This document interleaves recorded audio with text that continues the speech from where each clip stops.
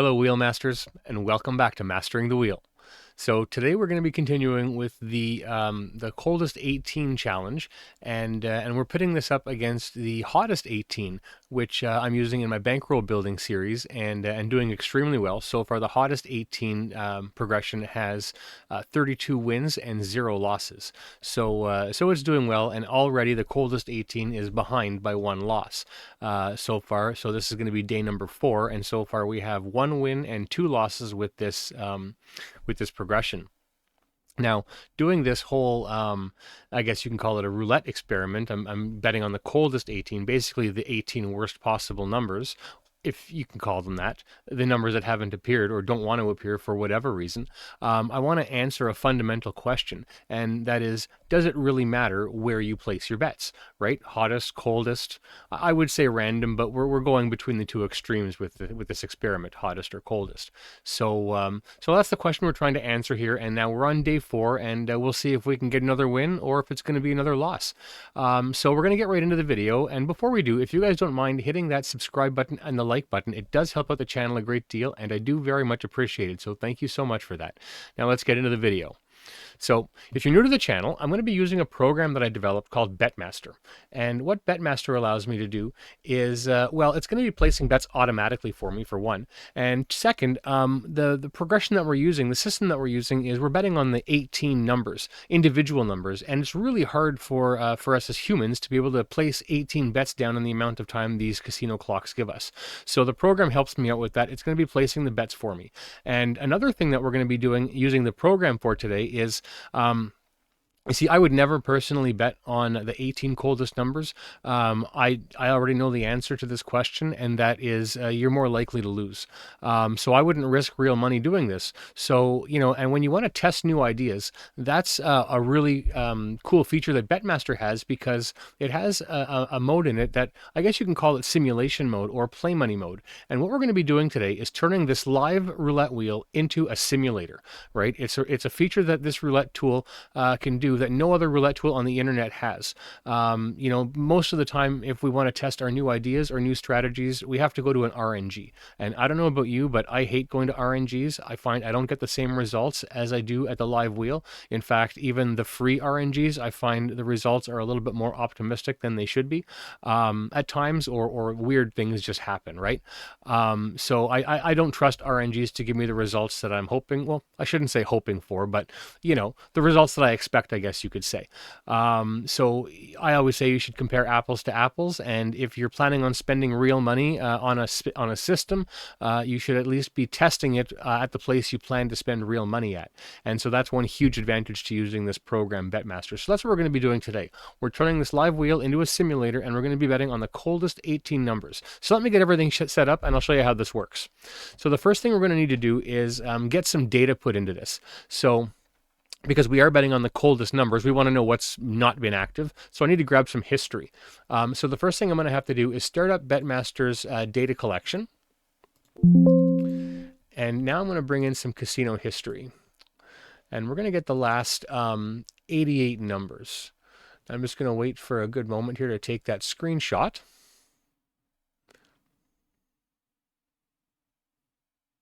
In the meantime, I'm going to go ahead and load the progression. So I'll go ahead and bring up Coldest 18. And we'll load that profile. There we go. We just went into my program's progression builder, and this program, you can build any progression that you want and have the program automatically execute it for you. And we'll go ahead and save those numbers now. Okay, now I can load those results.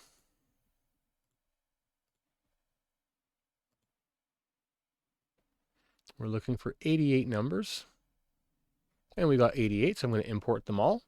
And you can see here 20 was the last number we captured, and the 7 has come in the meantime, so I'm going to go ahead and enter 7 manually. Okay, now we've got them all. We can close that. All right, next thing I'm going to do is adjust, well here, let's bring up the Advanced Stats tab, and this is the heat map we're going to be looking at, and I'm going to adjust the sample size to 74 spins.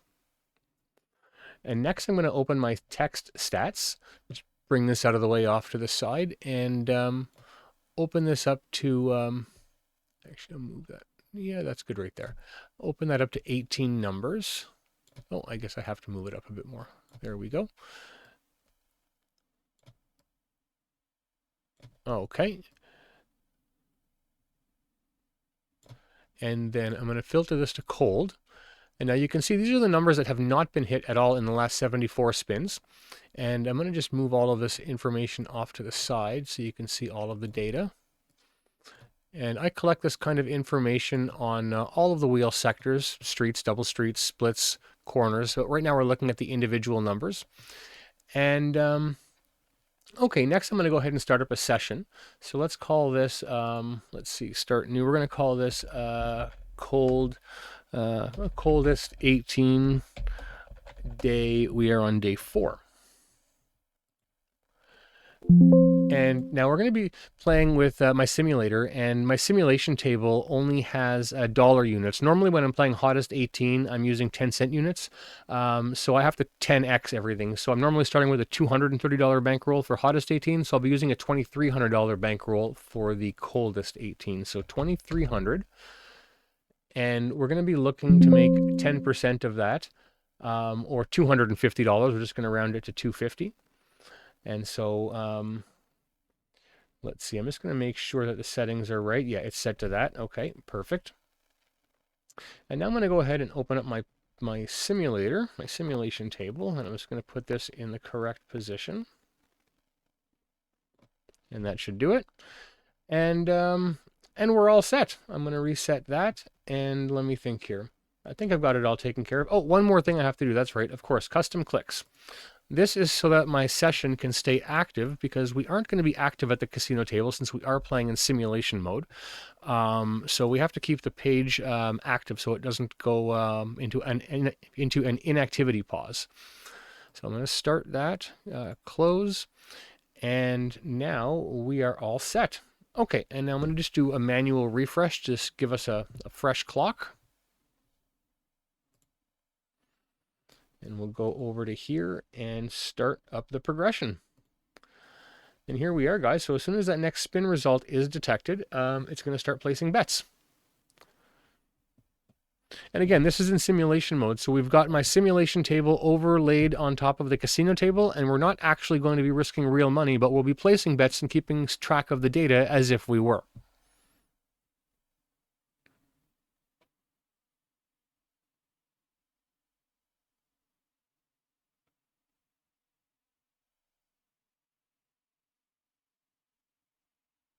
And there we go. We're off. And there is a little bit of a delay, and I'll show you that over here in the Play Money table tab. You'll see here, so we have this much time to place bets. So what happens is, when the spin is detected, it takes a few seconds for everything to get processed and then for this table to become active so that it can actually be bet on. If the program, when it detects the spin right away, if it were to start betting right away, some of the bets would initially be missed on this table because it takes a few seconds for the table to acknowledge everything and become available to be bet on. You'll see like so the spin has been detected. There we go. As soon as that clock started right there, that's when the table is available to be bet on. And we have a 20-second counter, just like at the casino. And it goes a little bit past, like you can see the casino, we've got 2 seconds left, and on our clock, we've got 9 seconds left, right? So we could still be placing bets right now if we wanted to be. But even though there's a little bit of a delay, it's still like playing at a real table. And as we can see, we did lose that last spin. So now we're on to the second spin, level 2, and number 30 is another loss. But that's okay. We've seen 2 losses in the first 2 spins on Hottest 18 also. It doesn't always mean anything. But what I am trying to prove here, guys, is that over time, this does make a difference in terms of where you place your bets, and especially when you start playing. You know, actually, one of the comments and in a couple of videos ago had asked me, you know, why I'm not waiting for a trigger when I play with Coldest 18. And although I could do that, and then I'd really be comparing, you know, just hot versus cold using the trigger. But what I wanted to show with this experiment is that, you know, there's another cold number. placing your bets does make a difference, but not only does it make a difference where you place your bets, but when you start, right? So I'm doing the complete opposite of what I'm doing with my hottest 18 system. With the hottest 18 system, of course, I'm betting on the hottest numbers, but I'm also choosing a very specific point of entry, right? I use that trigger system failure. And if you're new to the channel, what I do is I wait for the progression to actually fail before I start playing. And that puts me at a statistically opportune moment because the chances of a rare event happening 2 consecutive times is even more rare than it even happening the first time. That's why it's a rare event. Rare events don't keep on happening, right? So once the system fails, in hottest 18, that's when I start to play. And I do exceptionally well when I play that way. In fact, it saved my skin a few times because, at times, in fact, the last time we played, I would have lost had I just entered the game because when I start playing, when I start talking to you guys on the camera, I don't just start playing. I activate my progression, but then I wait for the system to fail. Well, in the last video, the system failed within 20 spins. And so had I just started playing right away, it takes more than 20 spins to win this system, so I would have lost, right? But instead, the system failed. Then I entered, I played, and I won, right? And that is actually the 3rd time that's happened in this whole bankroll building challenge. So had I not been waiting for the system to fail throughout this whole challenge, I would have lost my bankroll 3 times. And for the record, this system is expected to fail once. So mathematically speaking, once every 7.7 sessions, right? And so we're on session in hottest 18. We just completed session 32, and I would have had 3 failures by this point. So I'm right on par. And in fact, besides those 3 failures, I actually walked away from a failure 2 videos ago when the numbers weren't looking good. We were just having a bad session, so I pulled the plug on it, but I stuck around to see what would have happened. And 7 cold numbers came right after I pulled the plug, and had I stayed, I would have lost. So far in this whole bankroll building challenge, I've saved my bankroll 4 different times by making database decisions on entry point and knowing when to leave. So just, I think you can get lucky sometimes, but when the same process is repeated over and over again, you can tell that it's not luck, right? And that's kind of what I'm trying to show in these whole series and the way that I play roulette, is that although, luck definitely helps, right? And you certainly don't want to get unlucky, but making database decisions can and does make a difference in how you fare out in the long run. And not just... I guess you could say not just any data. You really have to know what you're talking about. And that's what I'm trying to teach in these videos, is looking at roulette through the lens of probability, right? Because it's so much more than a game of random. Every event has a probability of happening, whether it's individual numbers appearing. As you know, in a 37 number or a 37 pocket wheel, each number has a 2.7% chance of appearing, right? Or red and black has a 48.6% chance of appearing. So those are like micro events. They all have a specific probability, but then your system, the one that you plan to use, also has a probability of failing. It has a very specific number you can attribute to it for its failure rate. And so when it comes to 18 numbers, like I'm playing today, and in my hottest 18, when it comes to 18 numbers and a 7-level progression, those specific systems will have a probability of failing 1 every 216 spins. Now, the math does not account for hot or cold. It doesn't care. We're just talking about 18 numbers at 7 levels, right? And so understanding that has given me an advantage to know when I should enter the game. And also, by playing so much, I've gained enough experience to understand what's supposed to happen on average. Like, on average, I win this system within 28 spins, right? Out clean, I've got everything I need. It takes me 14 wins to get my 10%. Now, I got all of these numbers, like I leave at 10% always, and I know that I should never stay for longer than 40 spins. And I got all of these numbers by looking at very specific data. I've got a tool, just give me a second here. 12 is a cold number, so that would have been a hit. I look at the data in a very specific way. Like I've got this tool that I use called a backtester. And what that does is it allows me to run progressions through a backtester, this backtester tool, against massive data samples that I collect using my program Betmaster. And I've got like a 5,000 spin sample, for example, and I put this system through it, and it shows me how often it fails. And there's a very specific pattern that emerges. And I look at this system through all kinds of data samples, and it's the same pattern over and over and over again. It repeats, okay, in these large data samples. And that gave me a view of roulette that was a big aha moment. And I started seeing it through a completely different lens. You see, there's some systems that are very volatile and very jagged, and they're unpredictable, right? Especially systems that require multiple wins at the same level, or step-up systems. Those systems are extremely volatile and pretty much unpredictable. But a system like the Hottest 18 was extremely predictable, and I could see this very predictable pattern. And what I noticed was, so I say the system fails on average once every 216 spins. And now that's on average, not on cue. Of course, sometimes it can go 500 or 600 spins without failing, but other times it can fail twice within 100 spins, or 3 times within 100 spins. So although the distribution of the failure rate is randomish, it's predictable over the long term. Over the long term, it does fail on average once every 216 spins.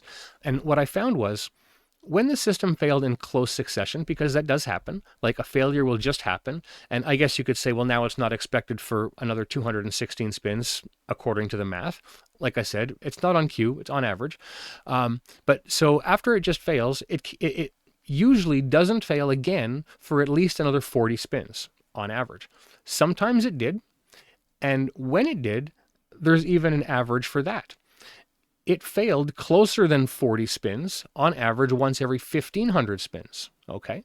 So that was another average I was able to get. So knowing all of this information, that's where I had determined that I should not ever stay for longer than 40 spins, because most of the time when it did fail in close succession, it was just after that threshold. So that's where I got the 10% from. 20%. When I stay, so what I mean is, it has an average failure rate of 1 in 216 spins. So I stay for 20% of that, of the failure rate. So that works out to 43 spins, and I round that to 40. So I don't stay for longer than 40 spins. So I have a financial goal. It's 10%. And I can normally get my 10% within that 40 spins. But if I get to 40 spins before I reach my 10%, I leave then. Now, there's a caveat to that. And this is what saved my skin a couple of sessions ago when I walked away. And that's because I was at spin 26. I still had 14 more spins to go before I reached my spin target, right, of 40 spins. I had 14 more spins to go, but I still had 5 more wins to get to my financial target. And getting 5 wins within 14 spins, I mean, that's like hitting 1 in 3, which does happen. But this session, I was hitting more like 1 in 4, 1 in 5. Like, it was just a really, really bad session. And things weren't going my way. And more times than not, like, the session usually goes pretty well. They rarely go that bad. And what I've found with experience is that when sessions are already going bad, they usually go from bad to worse. And when I was already not hitting close to the amount that I needed to hit in order to get to my financial target with where I was at that moment, that was a walk-away moment for me. The numbers weren't lining up. I had too much to go with not enough spins left for what was going on. So I pulled the plug. I walked away based on the data, and that saved my skin, right? So it's just understanding the math behind your whole system, knowing what you're expected, how often you're expected to win, knowing how often your system is expected to fail in the short and long term. All of these things matter, and understanding that while you're playing in the moment really can give you an advantage. And that's what the advantage of using Betmaster is I can see the numbers right in front of me. In fact, speaking of the numbers, I'm going to change this view back over to the stats tab. We've seen this long enough, but it's just tracking basically the same thing that we're going to see over on stats tab. And look at so right now we're at 16 spins. We've got a pretty bad win to loss ratio. This isn't quite a walkaway statistic yet, but we're not doing that well, right? And we just lost another one, 9. And it looks like this is going to be our second time going this deep now. We're going to level 4 again. We were at level 4 earlier, it looks like. I think that was level 4 way back in the beginning, where it dipped into the red.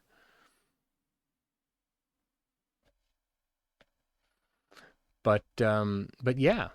So, seeing the numbers right in front of you and having a clear know when to walk away, like a target, right? A numerical target, an actual number you can say, that's what I'm going to walk away. And then you can see it. It really helps with the discipline. And that's what's, saved my bankroll a number of times. And we just hit that 21. So there's a recovery.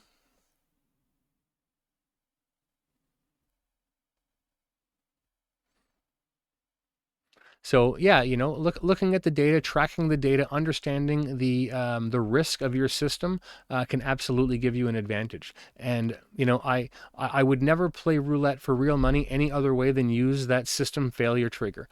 Now, I've got it mathematically refined to what types of systems do the best, and really, I mean, 18 numbers is where it's at because it's the best. It's the best balance between variance and payout, right?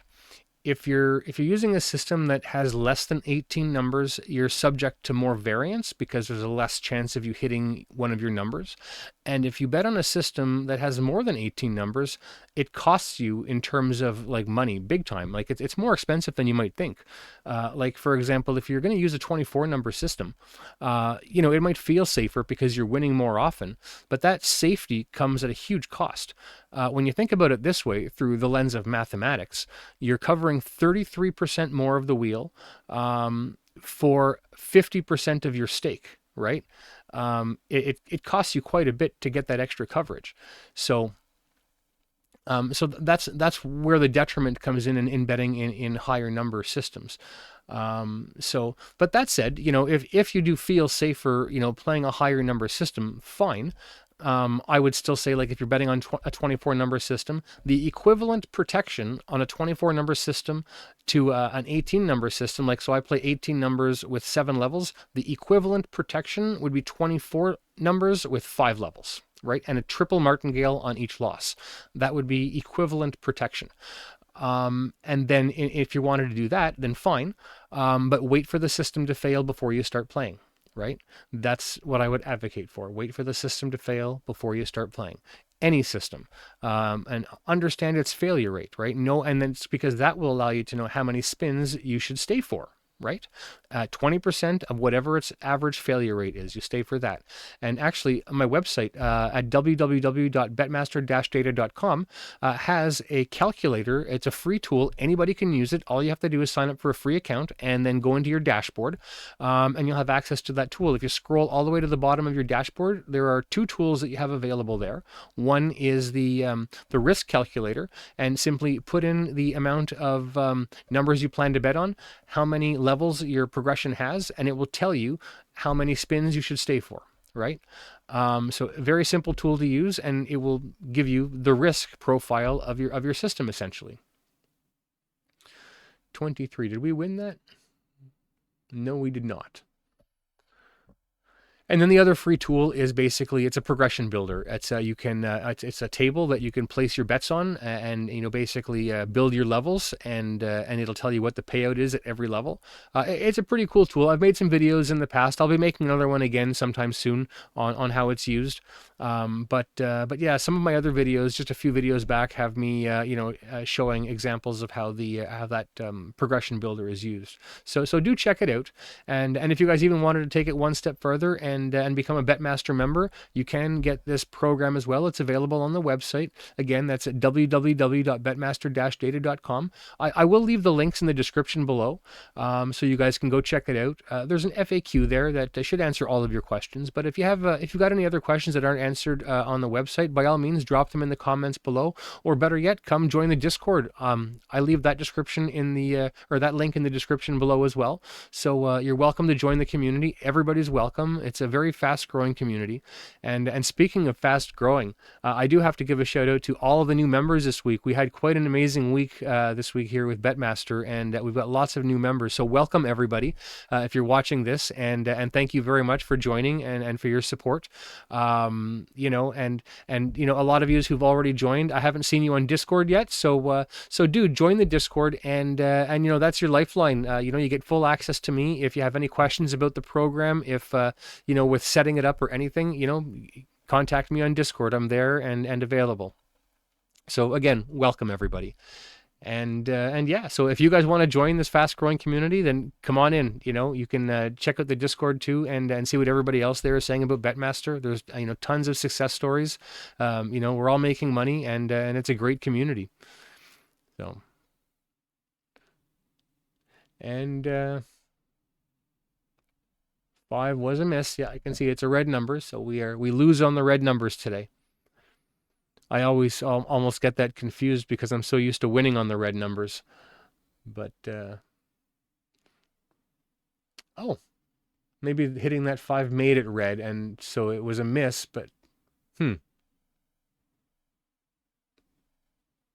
must have just turned red.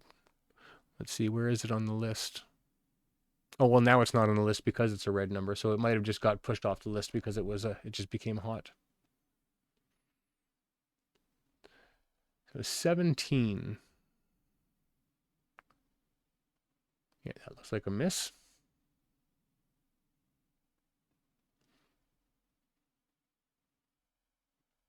Now we need 4 more wins to win this, and we are at spin number 26 right now. And with 4 more wins to go, so this is outside of what's normal for me when I'm playing Hottest 18. As I said earlier, I normally win Hottest 18 within 28 spins on average. I've gone higher, but on average it's within 28 spins. And what was that, 31? I'm not sure if we hit that. I wasn't paying attention. Oh, it looks like we did. Yeah, we got it. Okay, there we go. So we're down to 3 more wins. So we're almost on the, you know, we've almost got this in the bag. And you know, and like I said, guys, you know, just because we're betting on the cold numbers doesn't mean the system is going to lose all the time. It's every system, even the worst of systems, still do win, right? Just they tend to lose more than a real winning system. And again, to be clear, guys, when I say a winning system, there's no such system that you could play that is not going to lose. Every system eventually loses, right? And just because a system loses doesn't make it a bad system. It's the rate of loss that really shows how well a system does in the long run, right? And that rate of loss can be determined mathematically, right? Like this system, for example, like I said earlier, has a failure rate of 1 in 216 spins. Now that's not a bad average, right? And you know, it's a pretty low failure rate. There are other systems who have much higher failure rates. And then some systems also, like when you apply the math to them, like one thing that can be really deceiving when you apply math to systems like this is, so like I'm sure you guys have either heard of or played systems yourself where you require multiple wins at a specific level. You know, you get to level 4 of a 9-street system, and 1 win doesn't fully recover you, right? So you might need 2 or 3 wins at one level. So applying the math to systems like that, or at least the straight math, can be deceiving because it may look like you've got a bigger advantage than you actually do. And that's because a lot of people don't understand that there's a real formula that you can use that will show you the true risk of a system like that. And this formula will actually expose that any system that requires a multiple wins at one level is actually makes you worse off mathematically. And so the formula that I use to figure out the risk for systems like that is called the Markov chain. And what the Markov chain does is basically it calculates. So first it understands your current state, the position you're in. So let's say you're at level 6 and you need 2 wins at level 6 to recover. So it calculates the chances of you winning the next 2 consecutive wins, right? Or failing once and then having to move on to level 7 and then having to get, say, 2 wins at level 7, or only winning once at level 7 and moving on to level 8 and winning 2 consecutive wins at level 8. And typically systems like this, not only do you go up the chain like that, but when you win, you typically don't completely reset. You might go back a level, right? So the Markov chain is able to calculate all of that, and it gives you this nice probability number, and it's worse than you would think.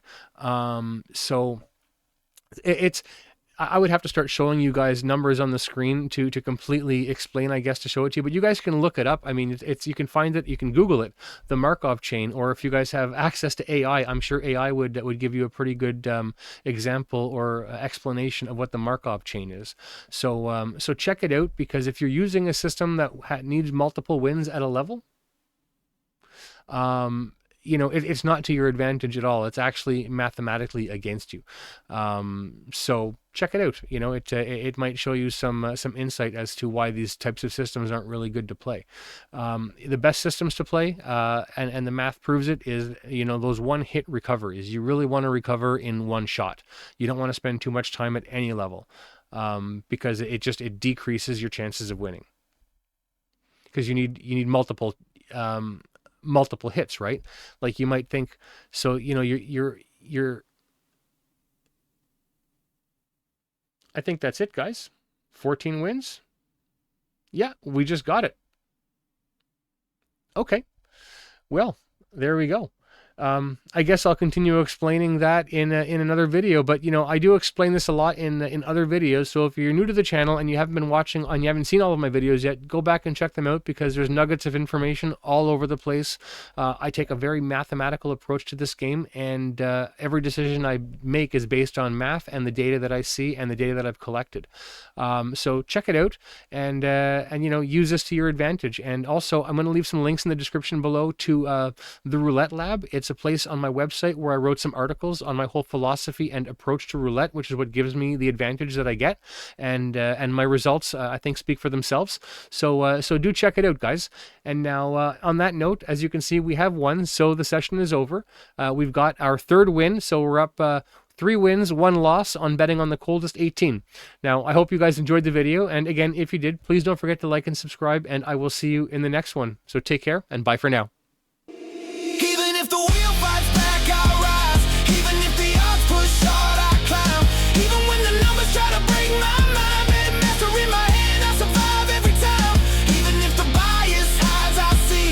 Even when the street looks wrong, I read. Even if the table bleeds.